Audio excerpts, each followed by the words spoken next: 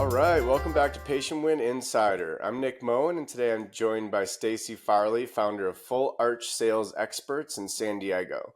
Stacy's helped build and scale one of the most successful full arch implant centers in the country, helping practices go from missed opportunities to multi-million-dollar growth through sales psychology and case acceptance systems.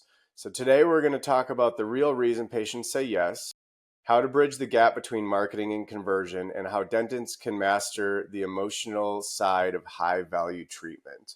So thanks for coming on, Stacy. I'm really excited for this. Thanks for having me, Nick. It's a pleasure.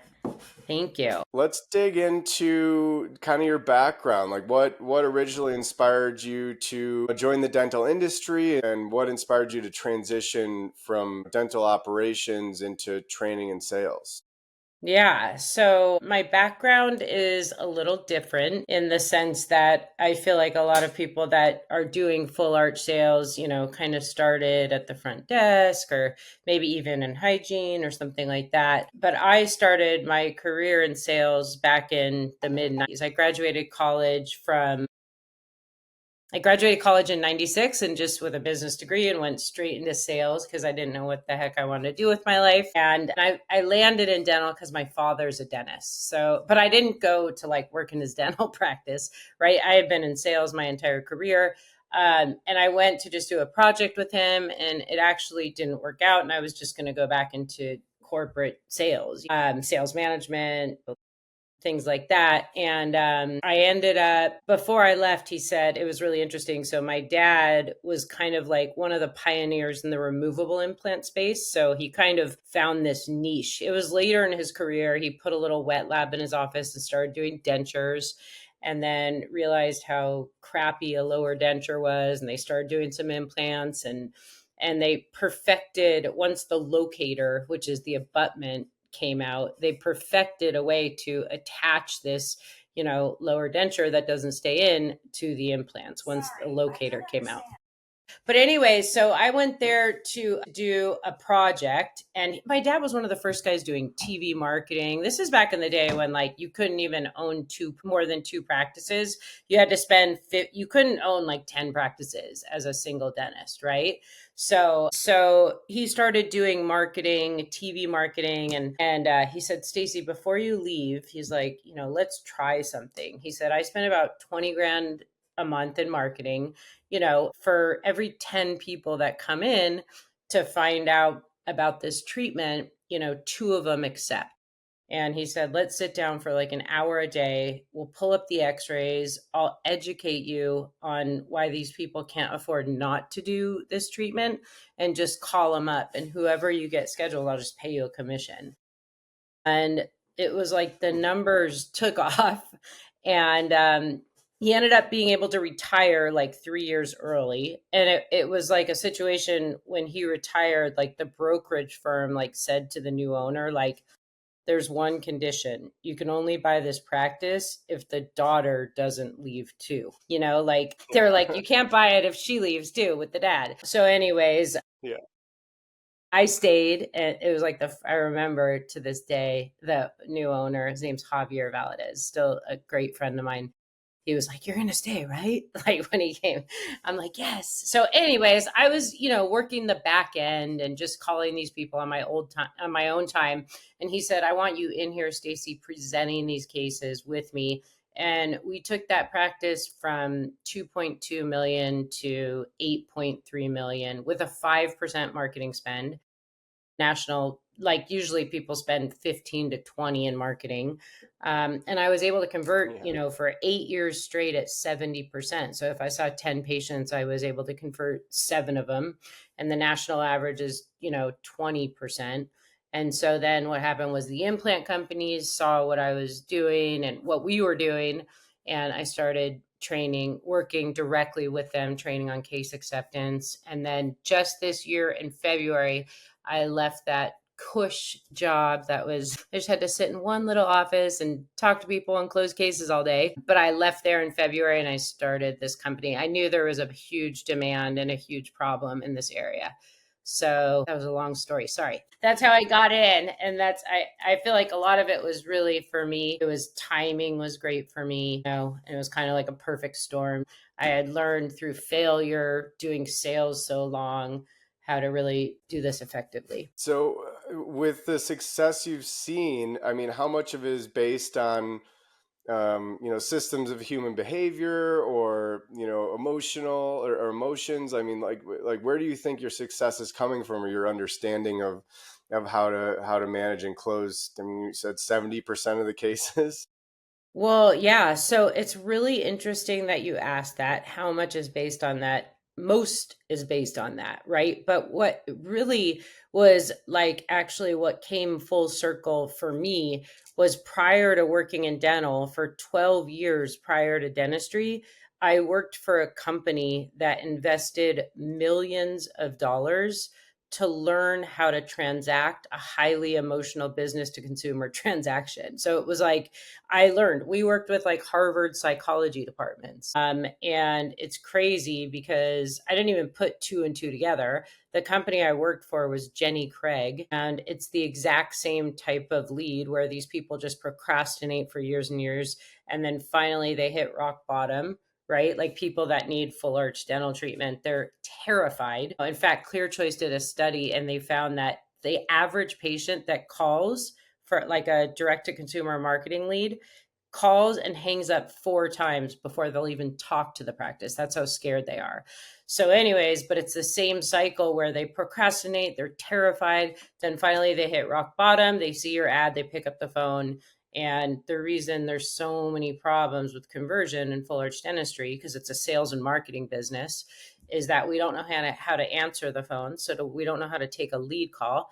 And once they come in, right? So the show rate from direct to consumer marketing is only 25%. So if you book 10 people, only Yeah. 2 to 3 will show up, right? Because we're not handling the lead call effectively. And then once they come in, again, it's 25 to 25% to close, right? So I took that same framework that I learned, you know, I basically that's I built a framework to help build, the old practice that I worked in, right? The sales cycle, the sales part of it. I basically use that framework and train my clients that now. So it's the sales process is like an 8-step framework basically that I train. Once they Okay. get there's 2 components of the new patient journey in full arch. So patient comes in and then there's a clinical presentation and then a sales presentation. But everybody's missing the mark on that too, because everyone's using, you don't want to get me started on that whole thing, but everyone's using, or do you? I don't know. Do you? Yeah. What are the biggest? Well, Yeah. What well, that mistakes or? so I just feel like I don't know. I know where it started, but I'm not gonna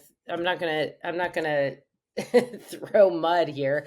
But so what everyone does in this full arch field is basically everyone does the new patient journey where they put the new patient like in the consult room with the TC, and they try to like build rapport, and they try to like pre-qualify the patient when they're already in the practice. Then like the TC pretty much determines whether or not to get the doctor. And there's like multiple problems with that. Then also, like a lot of these companies think the doctors should be selling the case when that's just not true, because actually research shows, and I wrote this down because I never get it right.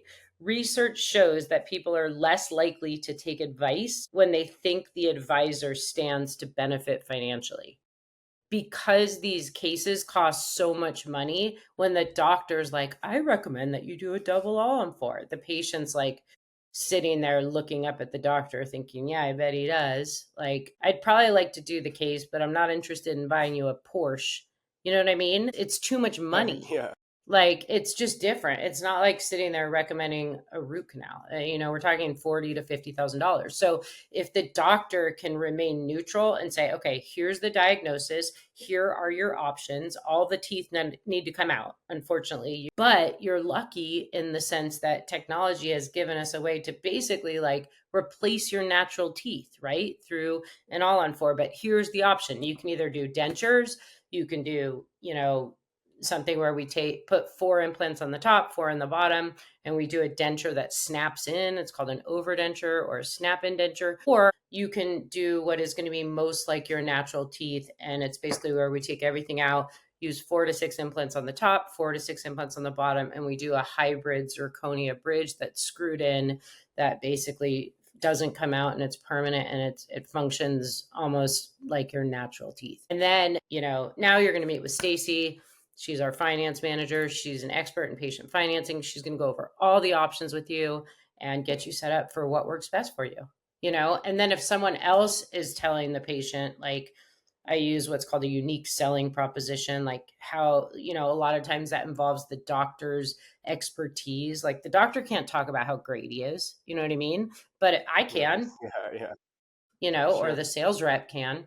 So yeah, there's a ton of psychology, and you have to be an expert at the product knowledge too, right? Like, because how are you supposed to sell a product if you don't understand it? So product knowledge, connecting, building trust, and then, basically just guiding the patient in the right direction. My whole sales process is very collaborative. It's making the patient feel that they're in control. People don't like to be told what to do. Sure. Sign today and I'll give you 10% off. Like that just feels cheesy. So yeah, Yeah. hopefully that answered that question. Well, going from 4 phone calls, where obviously the lead or the potential new patient is, interested, like what are the primary touch points or ways that you introduce trust or comfort or whatever it is? Like what are some of the things that you try and instill in them from the beginning to get them to, come in and convert and improve their life?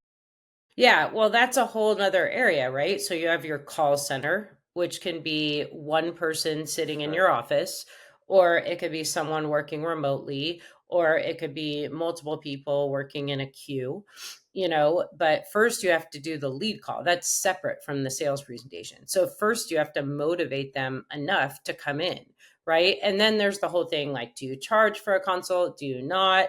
Like, that's another thing. Okay. So here's the thing. There's a lot of marketing companies that are trying to have a call center, right? So they're trying to basically handle the leads, which is great because there's a lot of offices that don't have, the personnel to basically do that, or they don't think they do. So they have the marketing company do it for them.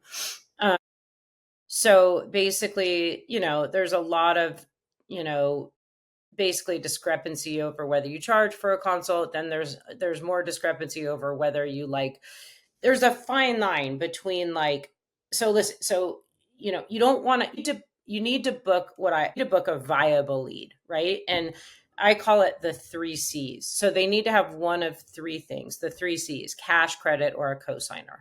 And we know it's not a cosigner, it's just someone doing the loan for that person on behalf of that person, right? Assuming responsibility for the loan. But they have to have one of those things. I mean, we can't help someone that's homeless and has no resources. So, how do you book qualified leads? Well, there's specific questions that you ask on the lead call if you suspect it's a non-viable lead. So you want to book qualified patients, right? Like you can't, these are unsecured loans, the financing. And so, you can't, they usually like 680 or better is because it's unsecured. It's not like financing a car where if you default on the loan, they come take the car back. They can't go get someone's teeth. So it's like very risky for Right. the bank. So that's why there's merchant fees and things like that. But anyways, yeah, so the lead call, you have to build rapport, you have to show empathy, you have to ask motivational questions, because once someone's talking about their own reasons for wanting to do this, that's what creates the urgency to get them to show up, right? Like, how long have you been thinking about doing dental implants? Oh my gosh, you've been thinking about this for 2 years. What actually prompted you to call us today? Like, get them talking about it. Well, Yeah. I can't take it anymore. I can't leave my house. Like, that's what motivates people, right? And then Yeah. booking the lead within 5 days, that's huge because this whole thing has Okay. so much to do with momentum. I can't even tell you. So my framework is basically from the time they call to the time they pay is a 2-week period. So you get them in within 5 days, Okay. 5 to 7 days, and then they're fully paid within another week. So it's like my close is like a 2-step process. But basically, yeah, you asked. So I have scripting that I use for my clients. So it's very, very easy for the lead call. So it's just really easy to basically, if you practice and role play and things like that. Does that make sense? Absolutely. I mean, the timing is huge too. And I guess that's a question. Like, what do you think happens to these leads after 2 weeks where they're out of that window? What do you think is psychologically happening? And I mean, why are you, confident that at that point there's a high loss rate there, right? No, so you mean, are you asking like why you should get them booked within the first week, or well, it Yeah, has to do with the momentum. So, like for example, it takes these people years and years and years to finally get the courage. Then they're motivated once they get to your office because they're seeing models and they're talking to you, and if you're doing the sales presentation right, you're talking about the outcome. You educate them on what happens if they don't do the case, right? And then it's all about momentum, right? So a lot of times, sometimes you have to get a med release. Like if they've had, when patients come in, if they've had a heart attack, you have to wait 6 months to do the case. And like for us, sure. I would always try to still have them commit financially, and then we just have to wait 6 months. But yeah, I mean, just as easily as they can muster up the courage to say yes, or even show up, they can lose that motivation. So you want to keep the momentum going. Does that make sense? If you can. Yeah. So, And during or to keep the momentum going, what do you think kills the momentum? Like, what are things that you train teams to stop saying that instantly kills a momentum? well, I just think a lot of times people don't even it's almost like they encourage the patient to go home and think about it. They don't assumptively close, right? Like once they're there, it's like, they're looking for this yes or no. And that's not how it is. It's like, have you ever heard of, I always bring this guy up. I love him. His name is Daniel Pink. He's an expert on persuasion and influence. Oh my gosh. You should research him. He's so good. He wrote the book To Sell is Human. He's been on Oprah. He's like a Brian Tracy, like those big sales guys. Sure. Yeah. Yeah. So, anyways, he talks about, I just lost my train of thought. No, he talks about the perfect pitch, right? Like a sales pitch, right? And he talks about the fact that back in the day, it's like people used to think the perfect pitch was like, you do this big song and dance, and then, and then basically you throw out your price, and it's like, ta-da, and the patient's like, yes, and that's like the perfect pitch. And he's like, research studies show that that is not true at all. He says the perfect pitch basically, would be where you educate on your product, then you present the price, and then the other side comes in with a question, and it basically turns into a collaboration, is basically, and that's the truth. If you ever see me, right, once you go, by the time you get to the price, it's like the easy part. You've already overcome all the objections, right? You don't wait to get objections and then try to overcome them. You ask questions to overcome objections prior to getting them, right? Like, do you have a general idea how much these cases cost? Right? That way, if someone says, yes, I was at Clear Choice last week, you're in good shape. They know that it's a big investment. If they say, no, I have no idea how much this is going to cost, you got some work to do, right? Then you have to start talking Yeah. about, I talk about, our true products and what we actually provide people. Like, you have to make people understand they're not investing in teeth, like they're literally providing themselves comfort like every second of every day for the rest of their life. Like think about that. Like if you're just buying a set of teeth, yeah, 40 grand, 50 grand seems like a lot of money. But when you think I'm giving myself the ability to be comfortable every second of every day for the rest of my life versus miserable, you know what I Yeah. mean? Like it ain't that much Yeah. money. Yeah. No brainer. So Right. it's like these are all things that I train that, I feel like a big part of it too is like, my dad used to say, like, He used to, instead of calling it the mouth, he used to call it the lower half of your face to like put things in perspective, Yeah, because he couldn't stand when right. people are like, we provide beautiful smiles, because it's so much more than a smile. Like these people can't eat. They literally can't eat. They Yeah, can't leave their houses. Like right. they walk around like this with their hand over their face. Like they can't, I had a lady walk into my office once and she's like, listen, I have a wad of cash in my pocket, like a huge wad. I've been to like 5 other practices. I don't want to do work with any of them. You are going to determine, you're my last one, whether or not I attend my daughter's wedding in 6 weeks. And I have like a before Wow. and after picture of this lady at her daughter's wedding, and it's incredible. I should send it to you so you could like put it up for the podcast. It's incredible. Sure. Yeah, I love that. But yeah, I mean, that's what I mean. That's what we're dealing with, right? And, a lot of What do these you think you did patients, differently in that situation? Or well, when you one were dealing, thing, why did she why okay, so one thing is, if you ever think about any like sales experience that you've had, right? Think about in your life, right? You know that you've had really good experiences where you're like, this person really wants to help me. And you've had really bad experiences where you're like, this person just wants my money. That's what I think I did really, really well, is I was able to connect with people. And really that was my mindset. Like I do speaking engagements sometimes and people will be like, we want you to speak on case acceptance mindset. And like always start the speech with, listen, the one thing you should be thinking about, the one thing you shouldn't be thinking about when you're presenting a case is case acceptance. Like that should be the last thing on your mind, right? The only thing I would be thinking about when I was trying to get someone started on full arch treatment is how am I going to get this person in a better situation than they were before they came to see me? That's it.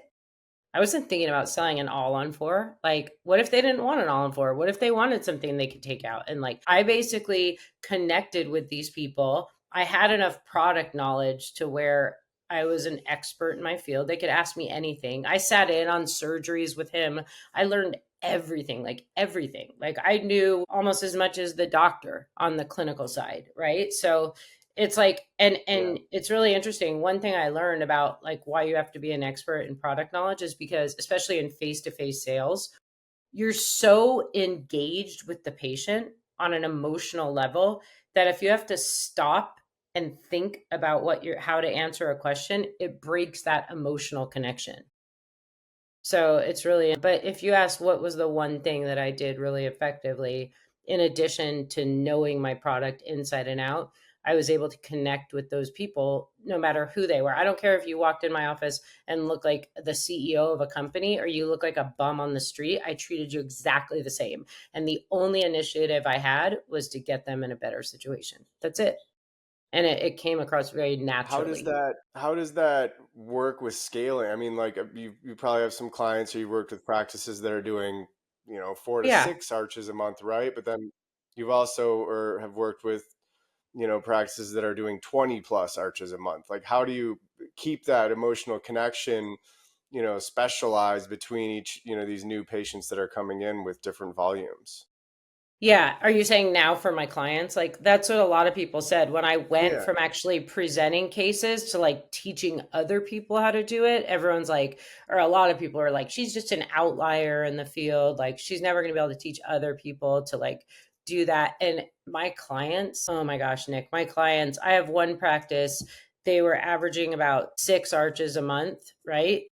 I swear to God. And one thing I do with my training is after I teach my framework through my course, I have an online course. So they all get my course on my retainer program. And then we do, I make sure they're set up operationally. And then I do like classroom training just virtually, right? To make sure they understand all the information.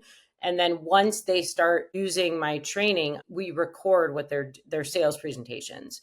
And so this particular office, she knew a lot about in the field. She had been with this it was an oral surgery group. She had been with him for years and she was very smart on the clinical side, but she wasn't using my framework. Like she was like I said, like she wasn't paid a commission actually. And so it was just so anyways, I finally talked to the owner and I was like, listen, like, I don't know what you want me to do anymore. She's not applying my framework. I'm watching it with my own eyes. And he had a talk with her. The next week she applied my framework. She closed 13 arches in a week. Wow. Doubled So in a week, in a 13?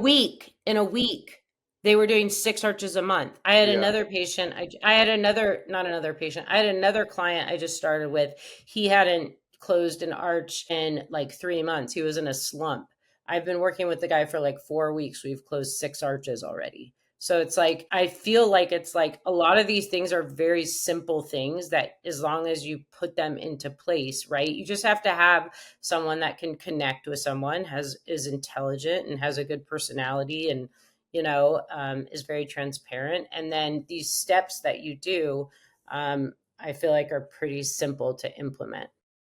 Does that make sense?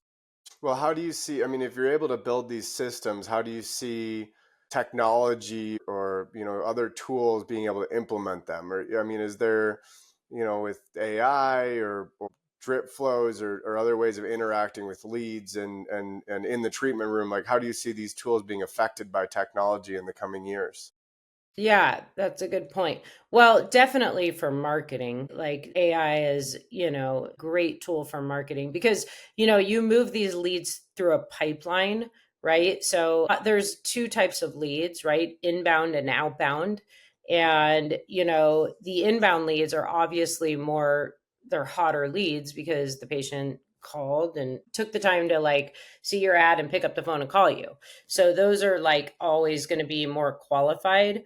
But the outbound leads, sometimes you can't get a hold of them, right? But research shows that if you call an outbound lead within the first 15 minutes and then call again consecutively for the next 5 days, you have like a 90% chance of getting a hold of a person, right? So, and AI, so you move them through a pipeline, but AI helps with, like you said, like drip campaigns and keeping them, you know, that's you use AI for that, right? I don't think I had a company approach me and wanted to like clone me and make me into like a call center. AI is not ready for that for these type of leads because there's too much emotion.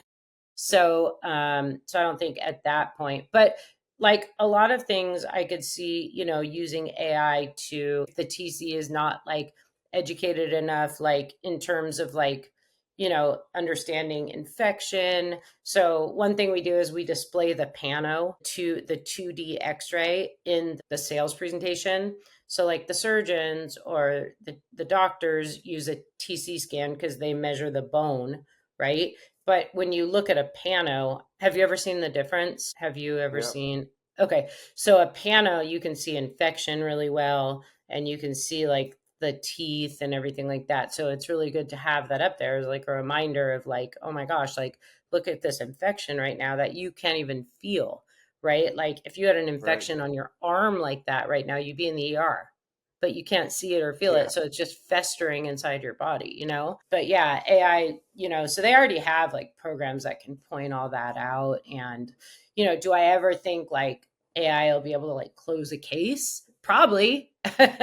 I'm sure, like, they're Yeah. doing all these. I mean, that's a good question for you. What do you think in that regard? You're the marketing guy. Yeah. I Do you mean, I think think that AI will that's ever? Yeah. I think that it's a tool, right? I think that's the way that I like to view it is it's a tool in this process, just like you're talking about systems or framework or the tools, in the procedure rooms. I mean, I think that that's changing rapidly too, but I think that using the tools right or preparing the tools to be used in a way that's going to add value to the experience and make sure like you said you want the person's life to be better, right? And if I think that there are some roadblocks with how AI messaging can perform. But I think if it's trained properly and it's given a set of systems and frameworks, I think that it can supplement the human experience, with potentially a call center, front desk receptionist, or somebody that's, there for you when you need them. But at the same time, I think that, like you said, it's like, how do we build a emotional connection in order to get them to trust you that, hey, look, this we have your best interest in mind here. This isn't Yeah. just about making money. This is about adding value to your life. And hey, look, we can help. This is a way to Yeah. do it. But there's so many unknown. Like we'll see how technology keeps shifting and changing. And I know AI is like I've talked to a number of people in the podcast where AI is playing a big part in how even tools like mannequins. Like I interviewed Lincoln Harris last week, and he was using mannequins with sensors and starting to implement some AI technology and how procedures are done. But then we have more skill and highly trained and effective doctors that are able to actually make sure that the procedures go well and they're successful.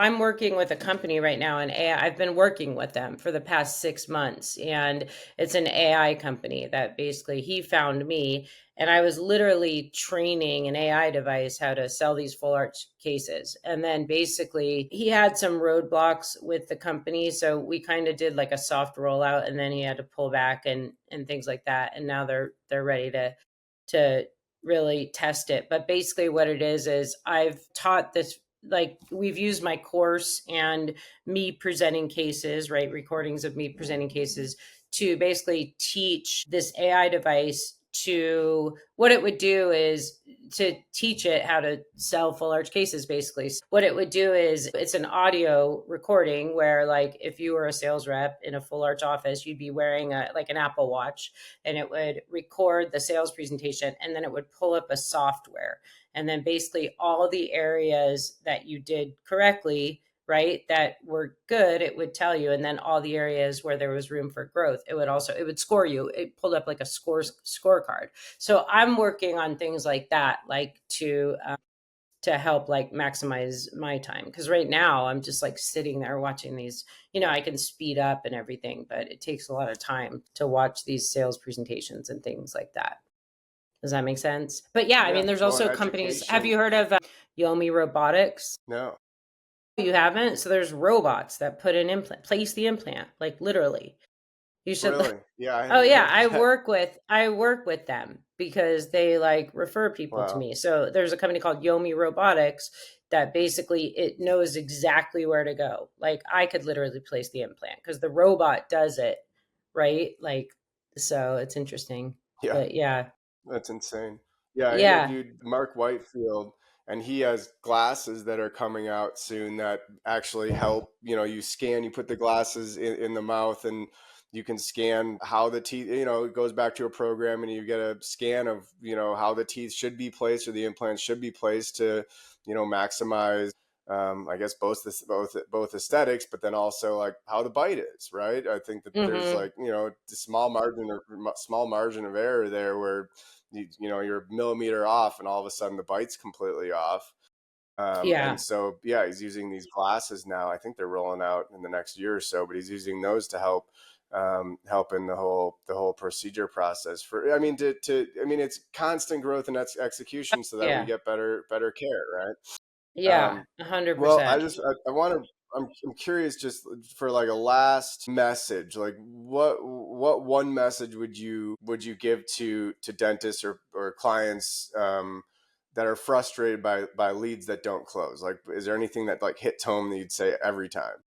Well, what I'd say is there's not one like magic thing, but one thing you should definitely understand is that, jumping from marketing company to marketing company isn't going to do the trick, right? Marketing brings opportunity. It's always marketing companies always get the blame, but it's not the marketing companies, right? So a lot of times I'll work with a doctor, and he or she will be like, the marketing just sucks. And like, I'll listen to a lead call. I'm like, no, doc, your team sucks. The marketing doesn't suck, right? Like, so understanding that marketing brings opportunity, and then it's how you handle that opportunity that drives revenue. So what I would say is get training, like understand, right? Like, if you're converting at, 50%, like 60%, you're doing great. But there's people that have done this before, hi, that understand, right? Yeah. So one thing I did want to do, I wanted to tell you really quick. So right now I'm almost like on a waiting list for my retainer program. I'm pretty much at that point, But I have my online course, which I did a case study on my course. I don't know if I told you about this. So, my course, it's on my website, Full Arch Sales Experts. It's an online course set up kind of like a master class. It's very professionally done. But the great thing about it is you have it indefinitely to use it as like, sales training, onboarding for your team, right? Full arch sales training. Or you can actually apply it to any large case, right? But it teaches my framework. It's got 4 modules with 32 lessons that are all 2 to 6 minutes long. So you could literally get through the entire course from start to finish in less than 3 hours. I did a case study on it last year, right? An office, they Yeah. paid for the course, but basically, this practice, it was a surgical prosthodontist practice based out of Montana. And he gave me his dental intel analytics. And from January through March, he was down 150K year over year. He bought my course in April. I swear to God, Nick, I did like one additional training, just helped him set up like a compensation plan for his office manager that was going to be selling the cases. From January through Yeah. March, he was down 150K year over year. He bought my course in April. From May through the end of last year, from using my course, he was up $982,000. I swear to God. So it was crazy. So what I want to do is offer your listeners like a 25% discount on my course, Amazing. which I think is they would have it indefinitely. So you would go, is that okay? Yeah, absolutely. Let's do it. And then how long is the way? I mean, if the course works well and they say, "Look, we want to go deeper with Stacy," like, I mean, they can get on the wait list too to have one-on-one time with you as well. No, so they can book on my website on www.fullarchsalesexperts.com. They can definitely book a discovery call now. And I'm just like to that Sounds point. good. But, so I have a team. I have, so it would always be me delivering the training, but, hopefully I'll get to that point where yeah. And also, the training is, about 6 months. And then I have a maintenance program and things like that. So people might be finishing when you're ready to start. So I would just say for anything, you could, purchase the course or you can get on a discovery call with me and I can find out your goals and see if it's a good fit. But we have to come up with a coupon code really quick. So what's we can do you call it like PWI? Is that like patient win insider? So what we could do for the 25% off, well, let's do PWI 25. So that'll be the coupon code. Perfect. All right. And then they could just Okay. go onto my website and put in that code and they'll get 25% off if they want to buy the course. Amazing. Well, yeah, thanks for sharing, supporting the listeners, giving me an opportunity to keep education going in order to go from closing 20% of cases to 70% of cases, right? Yeah, I 100%. really appreciate your time. 100, yeah, 100%. No, Well, I mean, realistically, I mean, 100%, even you're right. I'm not saying you should close 100%. 100% keep getting yeah. training and learn from people that have actually done this. That's my biggest thing. There's a lot of coaches that say they're experts in things that they haven't actually done. So just do your research and make sure they've done what they're helping you with. Well, I can tell you've got a good grasp of how the whole process works and making sure that people are getting the treatment they need. So, yeah, Yes. thanks again, Stacy. This is incredibly valuable. It was really nice having you on the show. Thanks so much, Nick. Thanks for having me.